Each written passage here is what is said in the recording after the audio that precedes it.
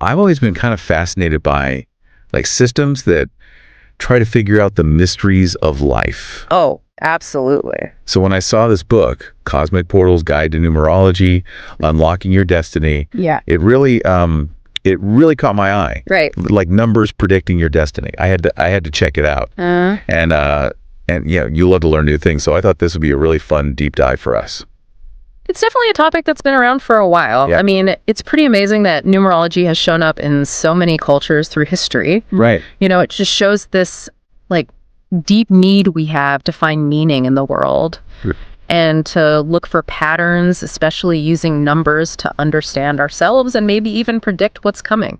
Exactly. And the book, it makes a big point that numerology is not just about telling the future. Right. It's about self-discovery. Right. Like almost like a secret code in our birth dates Oh, that's interesting. that can tell us about our strengths and weaknesses. I like. And maybe even our path in life. Yeah. So, okay, let's break down how this works. Okay. The guide starts with something called the Lo Shu grid, Okay. which is apparently the key to making your numerology birth chart. Yeah, the birth chart. Can you give us a visual of what this grid looks like? Yeah, sure. So imagine a tic-tac-toe board, Okay. but instead of X's and O's, Uh-huh. it has the numbers 1 through 9, Okay. and each number is placed very carefully. Got it. Like, it's been used in lots of traditions, like Feng Shui, to show how energy flows. I was actually surprised by how specific the layout is. Yeah. It's like a numerical Sudoku or something. Right. Each number has its own spot, and there are no zeros allowed. Yeah. It's kind of wild how it all comes together. It's that structure that makes numerology feel so organized and meaningful, right? Like it's this blueprint from the universe. Blueprint. And by putting your birth date into the grid, you can supposedly unlock all this info about yourself and your destiny. So let me get this straight. Yeah. To create your birth chart, Yes. you take each digit from your birth date, Uh-huh. the day, month, and year, Yep. and you put it in the matching box on the grid. Correct. And if you have repeating numbers, Right. you just stack them up in the same box. Exactly. It's pretty simple once you see an example. Yeah, it's not too bad. Okay. And once you have that birth chart laid out, Yeah. you can figure out your driver and conductor numbers. Okay. Driver and conductor. These are the big ones in your numerology profile. All right. So the driver number is just the number of the day you were born, Uh-huh. reduced down to a single digit. Right, make it simple. Simple. But the conductor number, Yeah. that uses your whole birth date. Oh, okay. So, for example, let's say someone was born on July 12th, 1985. Okay. July 12th, 1985. You'd add up 7 plus 1 plus 2 plus 1 plus 9 plus 8 plus 5. Okay. Adding all those digits. You get 33, All right. and then you reduce that to a single digit. Sir? So 3 plus 3. Which gives you 6. Exactly. 6 would be the conductor number. So in that example, 6 is the conductor. Yep. Got it. And these two numbers, Yeah. they're basically like the headline of your numerological story. Headline.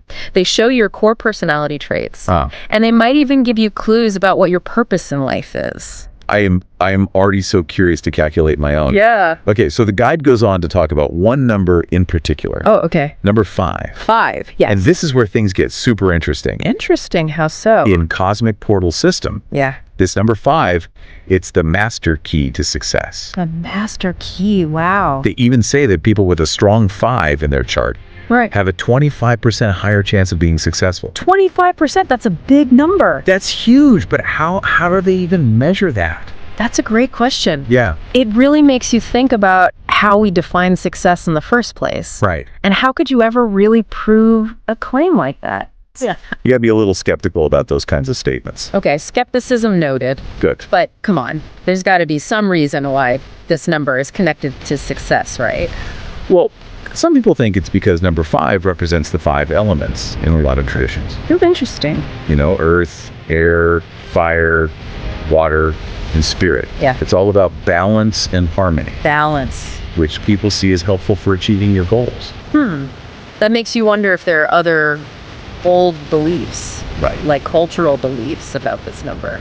Absolutely. And that's one of the things that makes numerology so cool. Yeah. It's connected to mythology, philosophy, It's all intertwined. even psychology. So, speaking of balance, Yeah. this brings us to missing numbers in your birth chart. Oh, right. The missing numbers. So what if a number is missing from my chart?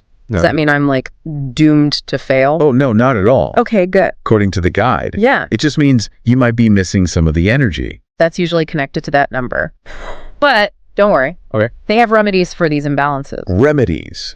Like what kind of remedies? I gotta know. Well, for example, let's say you're missing number 1. Okay, missing number 1. That number is associated with the sun, right? Represents communication and confidence. Okay. The remedy for that is to drink water from a copper vessel. From a copper vessel. Yeah, interesting. That reminds me of something. Isn't there some ancient wisdom about storing water in copper? You're right, there is. For health benefits. Yeah, it connects to Ayurvedic practices. Ayurveda. Showing how numerology is often linked to other beliefs and practices. It's all connected. Yeah, exactly. And if you're missing number 3. Number 3. Which is about Jupiter and wisdom. Yeah. The book says you should put saffron on your forehead. Yeah. Wait, really? Saffron on my forehead? Yeah. That's pretty specific. It is. And kind of unusual. You know, it's almost like a symbolic language, using physical things to influence energy and fate. So interesting. And they have remedies for other missing numbers, too. Oh, like what? Like wearing green crystal bracelets. Crystals? Or donating white stuff on Fridays. White stuff on Friday. It's all pretty fascinating. It is fascinating. Even if the science behind it is maybe a little shaky. A little thin. But it's that mix of symbolism and practical stuff that makes numerology so appealing. I agree. It gives you a framework for understanding yourself and then actual things you can do to try and improve your life. It's like a plan of action. Exactly. So now that we've explored the birth chart, Yeah. those key numbers, the driver and the conductor, Right. and even these wild remedies. Yeah. Let's talk about how numerology can help us find a career that feels right. Oh, yeah, careers. That's a big one. Buckle up, because this is where things get really practical. Let's get practical. It's crazy how many people turn to numerology Yeah. when they're trying to figure out their careers. Yeah. Especially when they're at a crossroads, you know? It's like they want the universe to give them a sign or something. Right. A little nudge in the right direction. Exactly. It makes sense, though. Yeah. Career decisions can be so stressful. Big time. And the source, it really speaks to that. That desire for guidance, you know? Yeah. Suggesting that your birth chart Yeah. can actually show you your ideal career path. Wait, so you're saying Yeah. my numbers hold the secret to my dream job? Well, that's what the Cosmic Portals guide says. That's wild. It is pretty wild, right? Okay, so for instance, they say that having strong 3s and 7s in your chart Yeah, 3s and 7s. means you're meant to be a leader. Like you're predisposed to leadership roles. Oh, interesting. Yeah. I'm seeing a lot of 3s in my chart right now. Really? Maybe I should ask for that promotion. You know what? Maybe you should. But isn't it a bit much to say Yeah. that our birth numbers dictate our whole career path? Right, right. What about all our passions? Yeah. Experiences, all that stuff. That's a really good point. Yeah. It's important to remember these are super broad interpretations. Okay. While it's fun to think about, we should always, think for ourselves. Yeah. Use critical thinking. Be realistic. Your skills, your interests, your experiences, Right. those are way more important for your career than any number combination. So basically, don't quit your day job just because your numbers say you should be a rock star. Exactly. Don't do that. Good advice. Speaking of questioning things, Oh, yeah. the source makes a bold statement. Okay, what is it? It says, numerology isn't just a belief, it's a science. It's a science. Yeah. Isn't that kind of a stretch? Yeah, that's where we got to be careful. Separate the excitement from the evidence. Right. As much as numerology fans want it to be a science, Yeah. there's just no scientific proof for their claims. So there's no, Double-blind studies proving number 5s are 25% more successful. not that I know of. Okay. But even if it's not a science in the, strictest sense, Yeah. could there still be some psychological benefit to exploring numerology? That's what I'm thinking. It's like those personality quizzes we love. Oh, yeah. Everyone loves those. They might not be scientifically accurate, Right. but they're a fun way to think about ourselves. Exactly. Yeah. Numerology can make you look inward. Self-reflection. Yeah. It's always a good thing. It is. It doesn't matter if you believe in the mystical side of it or not. Right. It just gets you thinking about your strengths, weaknesses, and goals From a new angle. from a totally different perspective.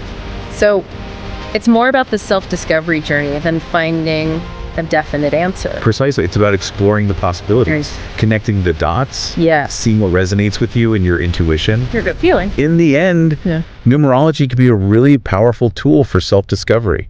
Yeah. Even if we don't take every interpretation literally. I like that. Right. It's about empowering ourselves to understand our own stories. Absolutely. So we've covered a lot. We've learned how to make our birth charts, figure out those driver and conductor numbers, and even looked at those missing numbers and their crazy remedies. That's very important stuff.